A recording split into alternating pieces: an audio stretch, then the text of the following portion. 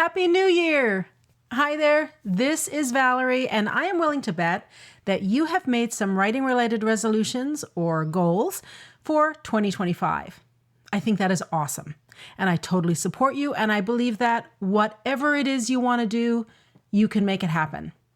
Personally, I have not focused on resolutions or goals this year. Instead, I'll be focusing on creating a habit, and that habit is this. I will write for at least an hour every single day. By write, I mean I will advance a work of fiction every day. So every day I will make progress on my novels.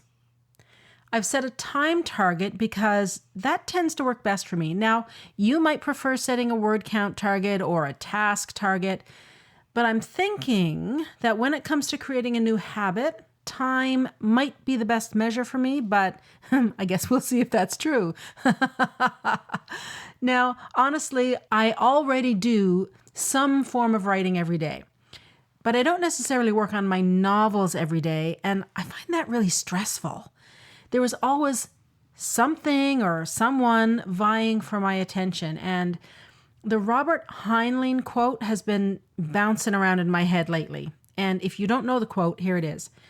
In the absence of clearly defined goals, we become strangely loyal to daily trivia until ultimately we become enslaved by it. I don't know about you, but I do not want to become enslaved by daily trivia. And so that is why I am setting this clearly defined goal of developing a new habit, advancing a work of fiction for at least an hour every day.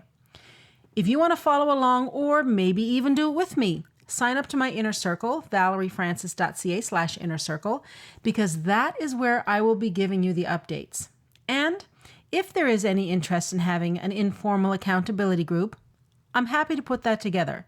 It'll be free, but if you want in on it, you'll have to be in my inner circle.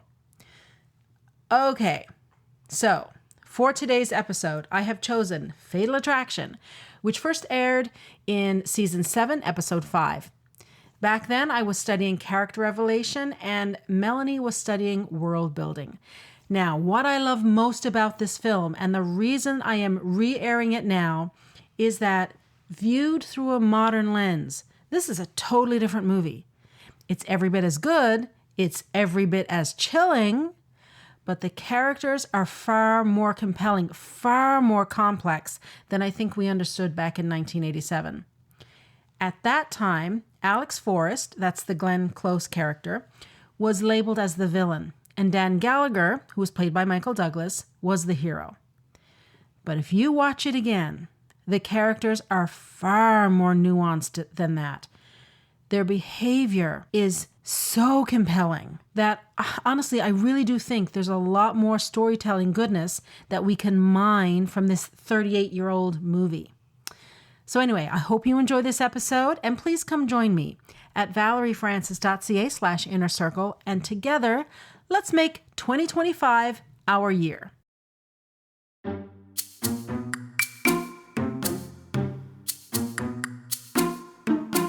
If you want to write stories your readers will love, there are 3 things you need to do. Understand storytelling principles, see how other writers have applied those principles, and then use them in your own work. Here on the Story Nerd podcast, our goal is to demystify story theory. We'll help you with the first 2 steps so that you can get started with the third. I'm Melanie Hill, writer, editor and poet, and I have a passion for spy stories, fairy tales and master detective novels. And I'm Valerie Francis. I'm a writer and literary editor, and I focus on stories by, for, and about women. On today's episode, Valerie pitched Fatal Attraction so that we can study character development. This 1987 film was directed by Adrian Lyne from a screenplay by James Dearden, and it's based on a short film entitled Diversion that Dearden made in 1979. Now, of course, there will be spoilers because we can't talk about the movie without talking about the movie, and we'd really love it if you could give the show a rating and review. For Apple Podcast listeners, you can do it right from your phone.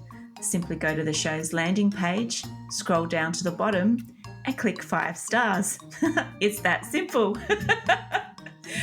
Okay, Valerie, this is your choice, and I'm really interested to see which character you chose this week, or did you look at all of them? Well, I have a lot to say this week, and I will try my best not to run too long. This is such a well crafted story that honestly, we could talk about it for hours and hours and hours and hours and hours. It's definitely one of the stories to put in your repertoire of reference movies because you can turn to it to learn pretty much any of the storytelling principles, although maybe not world building, but pretty much any of the other ones.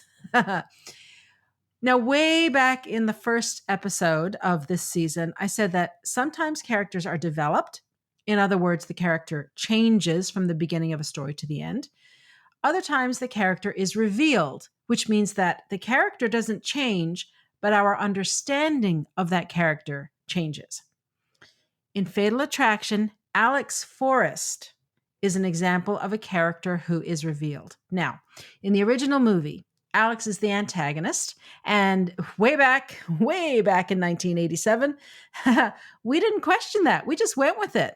Some people questioned it, but generally, as a society, we accepted that. But the movie is so well crafted, and Alex's character is so well written that in 2023, we can watch the same movie and see Dan as the antagonist and Alex is the protagonist. But for the purposes of this episode, I'm just going to focus on Alex as the antagonist because that is the function that she is fulfilling in this story. Now, Alex's character is revealed to us through her action under pressure. Characters are always revealed through their action under pressure. But in addition to revealing her character, Alex's actions are also raising the stakes of the story. Now, I've said before that everything in story exists in a hierarchy. Between plot and character, character takes precedence. Within the group of characters, the protagonist is the most important character because that's who the audience empathizes with. And without empathy, no one's going to get past the first chapter. But the antagonist is a very, very close second because it's the antagonist that's driving the story forward. Now, you may have heard the saying that the middle build belongs to the antagonist, and Fatal Attraction is a brilliant example of that. I think the easiest thing for me to do is to take the movie act by act and look at Alex's behavior and see what they tell us about her and how they raise the stakes of the story. All right, so here's Act 1, which is the beginning hook. There aren't any alarm bells going off with respect to Alex. She's the archetype of the female temptress, and that's as old as time, sadly. Our first introduction to her is when Jimmy flirts with her at the book launch, and she gives him the evil eye, stink eye. Moments later, Dan sees her at the bar, and he kind of sort of apologizes. It's a 1980s version of an apology. And they exchange a few words, but nothing more. Alex does watch him leave with Beth, his wife, and it's clear that she has some kind of interest in him, but we don't know what that is. She could be thinking, oh yeah, I'm going to trap this guy. Or she could be thinking, well, he's a nice guy. At least he tried to apologize. The next morning, Dan and Alex meet at work. Alex is very professional and intelligent, and she does a nice turn for Dan by discreetly letting him know that he has cream cheese on his nose. Another 80s thing, bagels and cream cheese. After the meeting, she does another kind turn for Dan by offering to let him stand under her umbrella in a torrential downpour of rain. Now, Alex is not under pressure yet. So her behavior is benign. There's nothing untoward. There's nothing to set off alarm bells. If she is sexually attracted to Dan, she's not acting on it. She's in control here. It's Dan who invites her out for a drink, and it's Dan who starts the flirtation. This flirtation is the first bit of pressure being applied on Alex, so her reaction to it starts to reveal who she is, because up to this point, she's been pretty nondescript. So how does she respond? Well, she flirts right back. In fact, she calls him on it. She basically makes him put his money where his mouth is, and this lets us know that she's not a pushover. She might look angelic. I mean, she's even wearing an all-white business suit. And she might have a soft, demure voice, but she has a strong personality. She is not a wallflower. Okay, so then they have a pretty significant one-night stand. She's definitely into sex, but so is he. There's no pressure on her here either because she's getting exactly what she wants, right? So there's nothing more to reveal about her other than she likes sex. And really, that's hardly surprising for any healthy 36-year-old woman, even in the 80s. All right. But all good things must come to an end. And for Dan, on Sunday morning, it's over. But Alex does not want it to be over. And so that applied pressure on her. So she can accept that it's over, or she can reject it. She rejects it and chooses to call him at home. Now, Dan is surprised to hear from her, but it's not totally weird. After all, he wasn't there when she woke up, and she knows his family's out of town, so there's not a huge risk here. It does reveal, however, that she is a woman who goes after what she wants. In fact, their entire conversation is Alex shooting down all his excuses. And Dan is so stupid, he doesn't realize that he's being played. He loves being pursued. He loves being the object of her desire. He is so flattered that he goes along with it. He's just this grinning fool. And in case we somehow miss that Alex is a woman who goes after what she wants, Dan says it right out loud. He says, "You don't give up, do you? You just don't give up." No, dude, she really doesn't. Run, buddy, run. Now the flattery continues Sunday evening when, over supper, Alex muses, "Why are the interesting guys all married?" Well, now, at this point, Dan is feeling like the cat who ate the canary. He's got a beautiful woman desiring him. She's cooked him an amazing meal. He's had great sex. He's had fresh air and exercise. All his needs have been met. And then he starts to talk about how lucky he is to have a great marriage. Like, Dan is so painfully stupid, it just boggles the mind. He has spent the last 2 days having sex with a beautiful woman. And then, while sitting in her home, eating her food, he talks about how much he loves another woman. Even if that other woman wasn't his wife, that's a pretty blockhead thing to do, don't you think? Like, just shut up and don't say anything at all, because all it does is highlight for Alex that she's a mistress and that he doesn't love her and that he's just been using her. This is big time pressure on Alex, and her response is fascinating. In the moment, she calls him out on it. This doesn't surprise us because we saw her in the original flirtation call him out on his words then, right?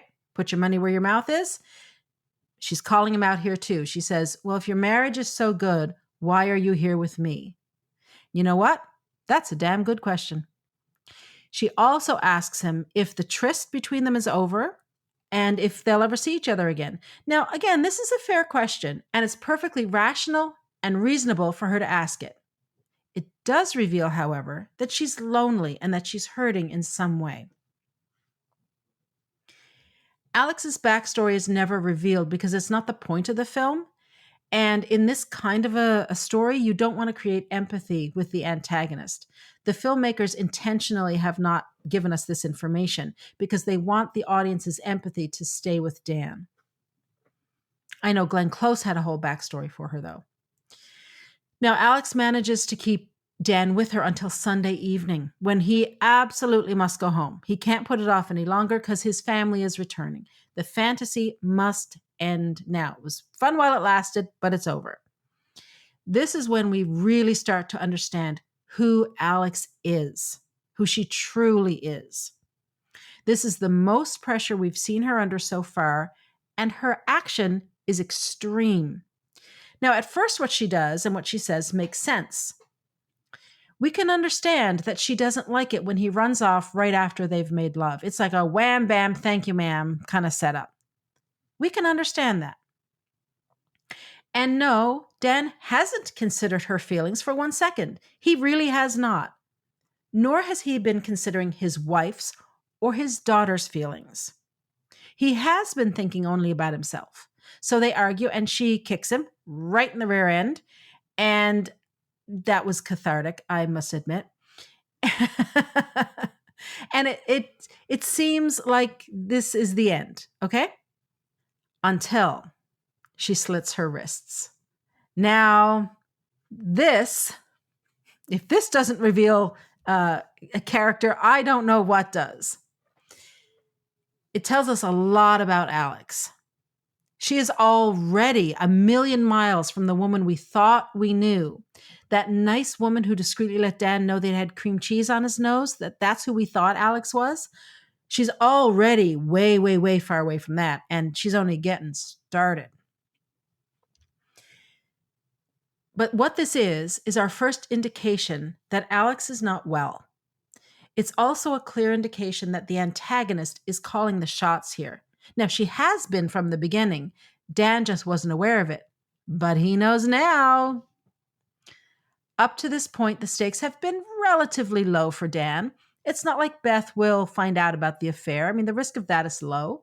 Dan can get home on Sunday night and get all ready for work and all that kind of stuff, get everything sorted out so that when Beth comes home Monday evening, his life can slip back into the same pattern that he has always enjoyed.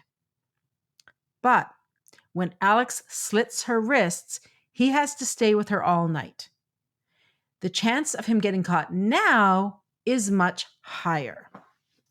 Alrighty, so now we're into Act 2, which is Middle Build 1. And I'll go a little faster through the rest of the film, so we're not here all day. But I do encourage you to go through this movie yourself, scene by scene, and take a really close look at how the filmmakers have structured it, because they've done a great job with it here. Okay, in the second act, Alex shows up at Dan's office. Now, the stakes are raised here because this is an opportunity for his colleagues to know that these two are in contact. And remember, his best friend Jimmy works in the same law firm.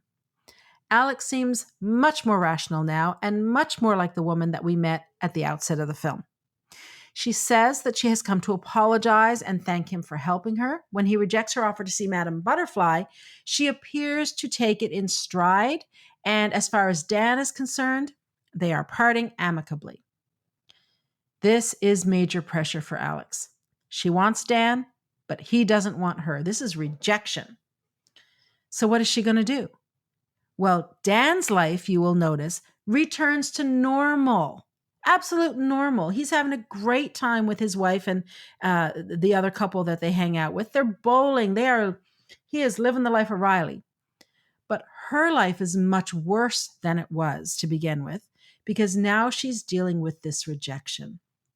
She is totally depressed. She's sitting on the floor of her apartment in the dark, just flicking the light on and off. She's kind of out of body, actually. Whatever emotional balance that she had is gone. She is not in control like she was when we first met her. So what does she do? She keeps calling Dan at his office. She's desperate. He keeps getting upset, and eventually he refuses to accept her calls at all. And at this point, Dan's secretary knows what's going on because she's the one accepting the calls. She knows this isn't just a client call. She's not a dumb woman. She knows what's happening here. Now, since Dan won't accept Alex's calls at the office, she has to start calling his house. As she says to him, "If you refuse to take my calls at the office, you leave me no choice." Now, here the stakes are going up again because Beth answers the phone in her own home. It's entirely possible that Alex could just start talking to Beth and tell her everything.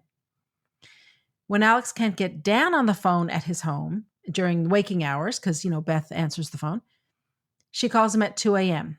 and she demands that they meet the next morning. At that meeting, Alex tells Dan that she loves him. The kiss of death right there.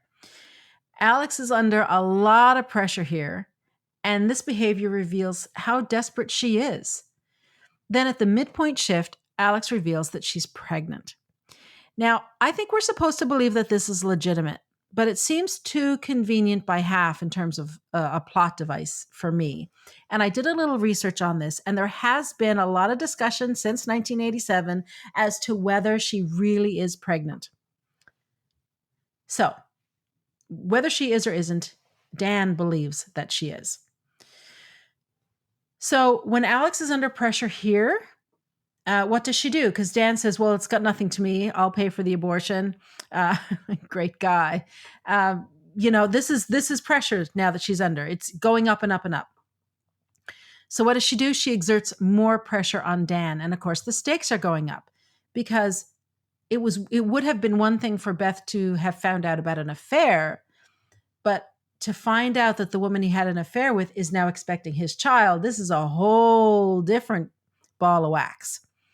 And this is the midpoint shift, of course. So now this brings us into the third act, or middle two.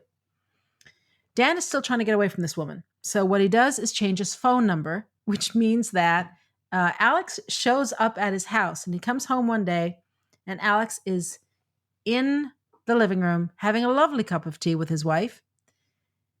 The more pressure Alex is under, the more extreme her behavior becomes. Toward the end of the first act, and even into the second act, we thought of Alex as a lonely woman who was maybe going through some stuff, but who wasn't entirely wrong to wonder about the nature of their relationship. It's a fair question to ask, okay, is this it, or are we going to see each other again? That's a fair question. And although there were moments of bizarre and even disturbing behavior, she also had moments of lucidity and clarity. When Dan yells at her and tells her in no uncertain terms to back off, Alex reveals that she is quite self-aware. And this is surprising. This is the famous quote from the movie. Alex says, well, what am I supposed to do? You won't answer my calls. You change your number. I'm not going to be ignored, Dan. Oh, love Glenn Close. This shouldn't be a surprise to Dan. This really should not be a surprise if he's paying attention at all, because he has known this about her since the beginning hook. He is the one who said, you don't give up, do you? But he didn't understand the significance of it then, and really neither did we. We'd been wondering where the limit is for her. Like, what is the line that she won't cross? Well, now we know that the line doesn't exist. She's not going to give up. She will go right to the end, to the extreme to get Dan. He has made it abundantly clear that he wants nothing to do with her. Still, she pursues him. She pours acid on his car and destroys it. She follows him to his country home.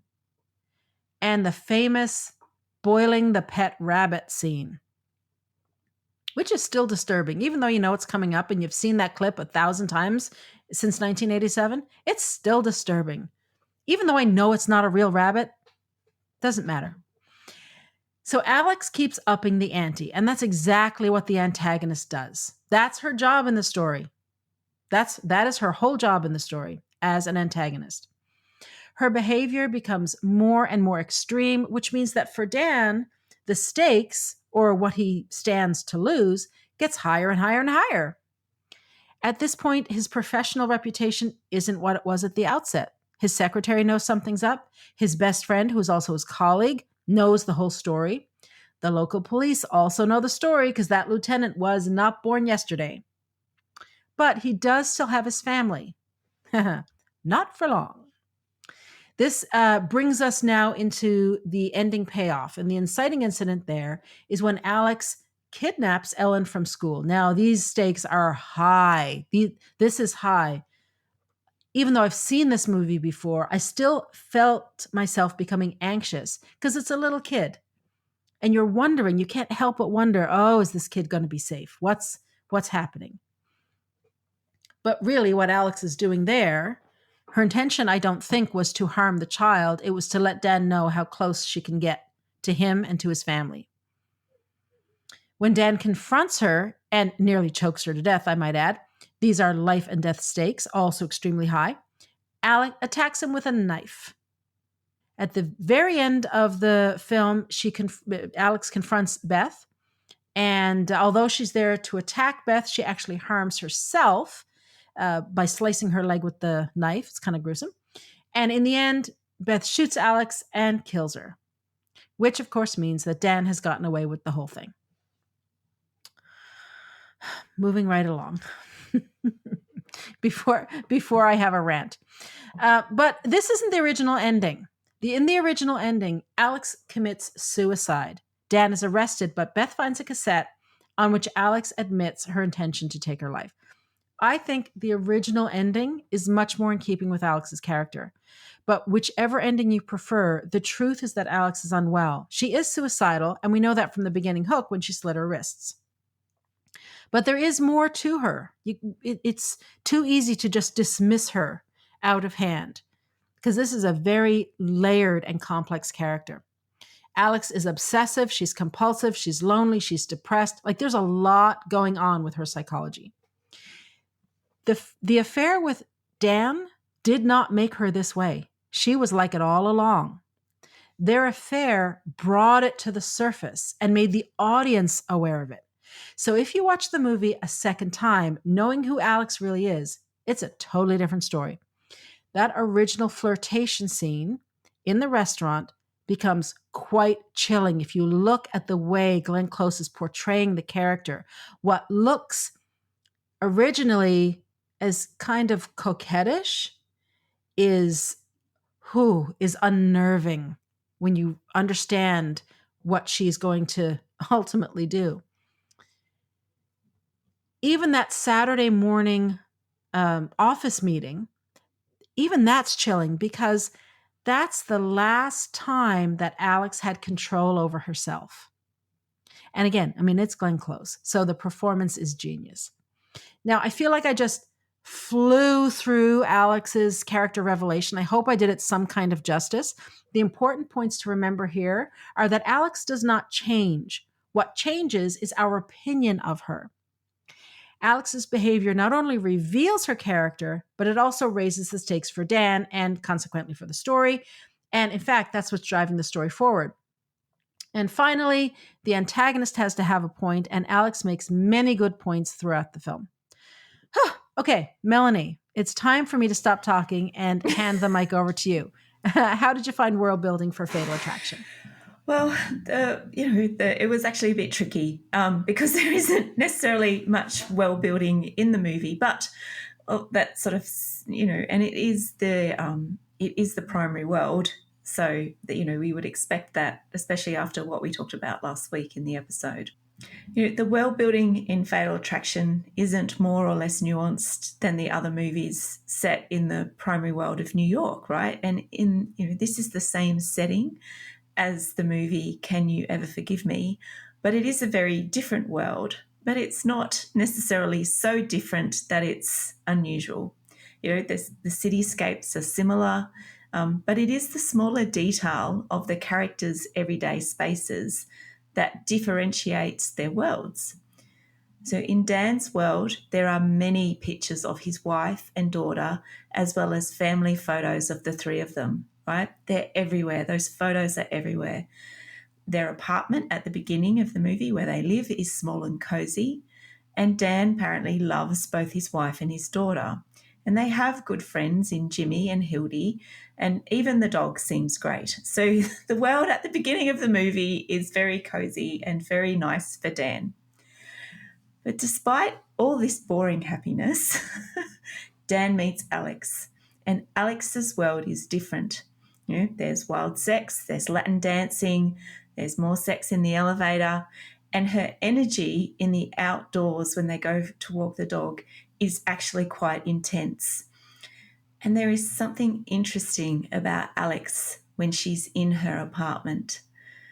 The decor in her apartment is mainly white, and she wears white when she's at home. And it's pretty much in every scene when she's at home, she is wearing white. I think there might be one or two scenes where she's not, but it's primarily what she wears when she's at home. Now, when she goes out, she wears colours, but it's mainly white at home.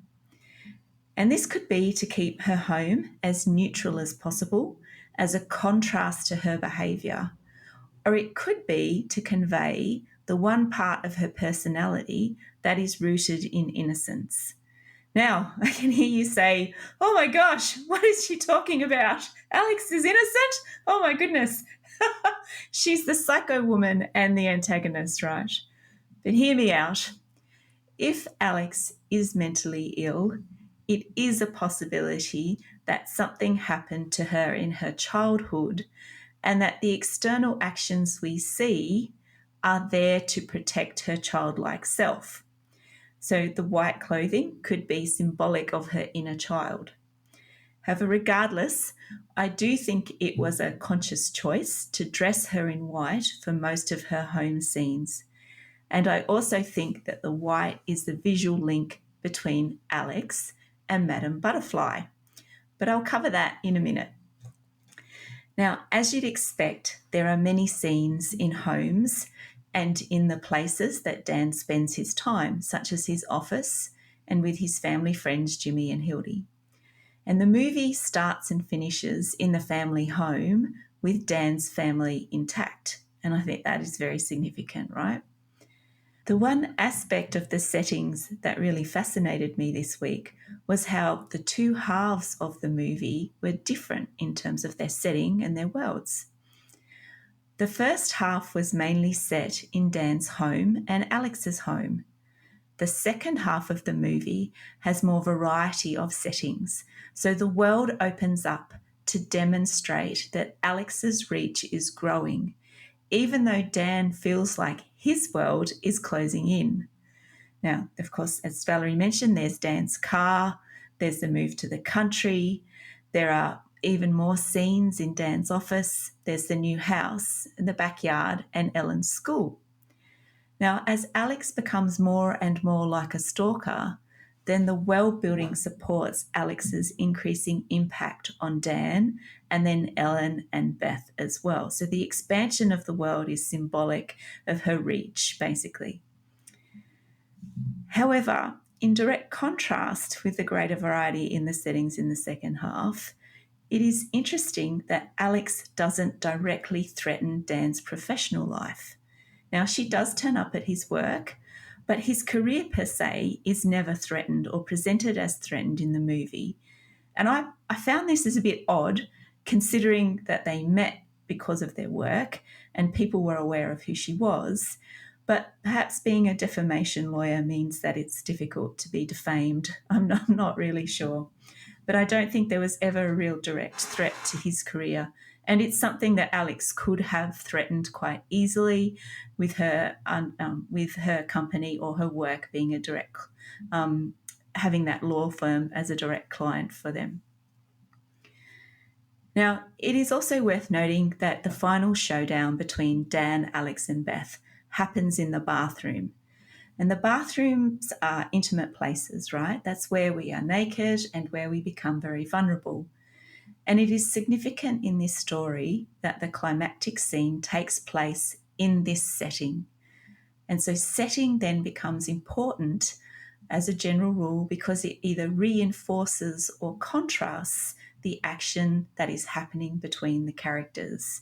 And I thought that that was very interesting. And if you try to think about that scene and where else it could have happened, it would take away the impact of it. So I think that scene happening in the bathroom was actually a very good choice of setting.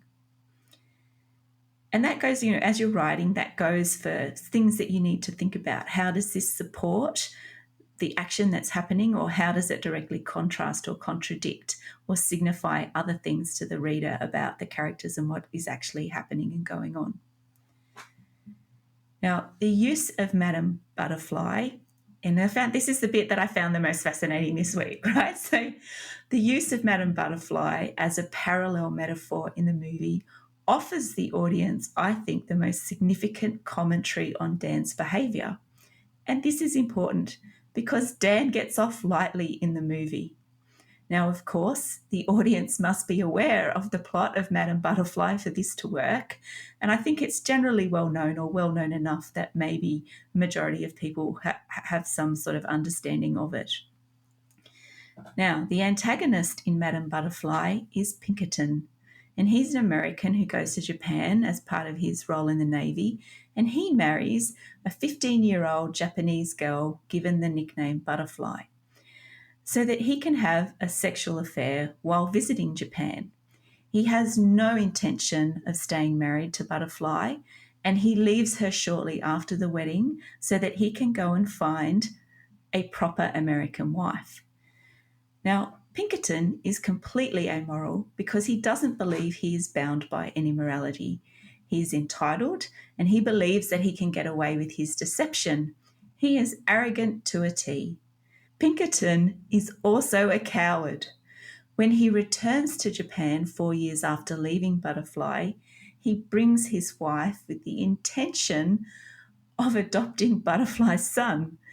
And when he sees the effort Butterfly has made to decorate the house for his return, he leaves his American wife and 2 other characters to explain what is happening to Butterfly. So why he is there, he leaves it to other people to do that.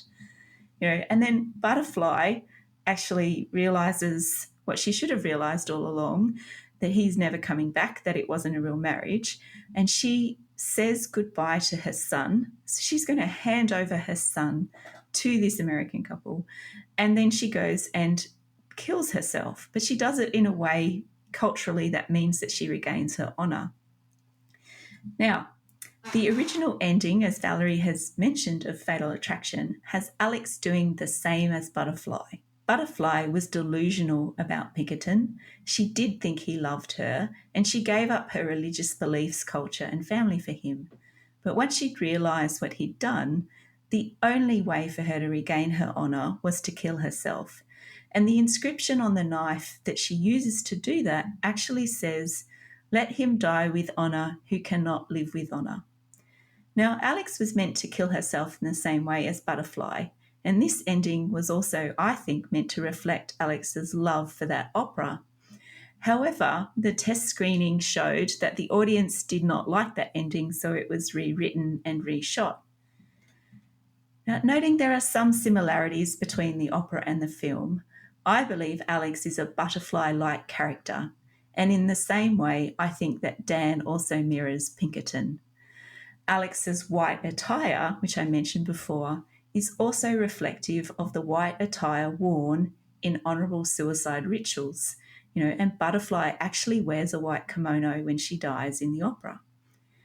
So I don't think it's a coincidence that Alex wears white when she's at home, and I think it's to do with the original plot to draw some parallels between Madame Butterfly and Fatal Attraction. And if the original ending had remained, then the opera would have been a good example of how to use other stories to support the world of the characters in a new story. But the second ending severed that tie. However, I do think it's a technique that is worth drawing your attention to and something that you can look for more in stories and see how that is done as a way to support world building or to enhance and enrich the world that you're trying to build. All right, Valerie, what is the action step for this week? I want you to spend some time considering your antagonist. Is he who he appears to be? Because if that's the case, your story's in trouble. Or are you revealing his true nature bit by bit over the course of the story? If you're not, look for ways that you can. All right, that wraps it up for this week. Join us next week when we discuss everything, everywhere, all at once. So to support the show, please leave us a rating and review and tell your writer friends about us. For access to writing templates and worksheets and more than 70 hours of training, subscribe to Valerie's Inner Circle by visiting valeriefrancis.ca/inner circle and follow her on Twitter and Instagram at Valerie_Francis.